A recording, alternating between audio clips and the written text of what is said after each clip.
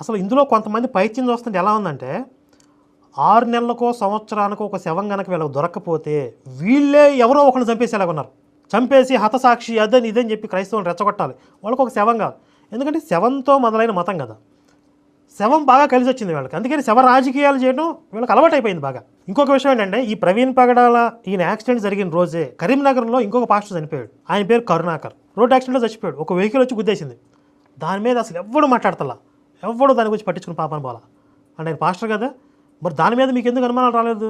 ఎందుకంటే అతను హిందూ గ్రంథాల గురించి, ఇస్లాం గురించి, వేరే మతాల గురించి మాట్లాడలేదు కాబట్టి ఇప్పుడు వేరే మతం వాళ్ళ మీద క్రైస్తవులు రెచ్చగొట్టడం అక్కడ సాధ్యం కాదు. ఇతను హిందూ సాహిత్యం గురించి, ఇస్లాం గురించి, వేరే మతాల గురించి మాట్లాడి వీళ్ళ దృష్టిలో మెయిన్గా మేమే టార్గెట్. కాబట్టి ఇతని హత్యలో మమ్మల్ని ఇన్వాల్వ్ చేయొచ్చు, మా మీద ఎట్లా కొట్లా దీన్ని రుద్దొచ్చు అని వీళ్ళందరూ పని కట్టుకుని అక్కడ వచ్చి జనాలు రెచ్చగొడుతున్నారు.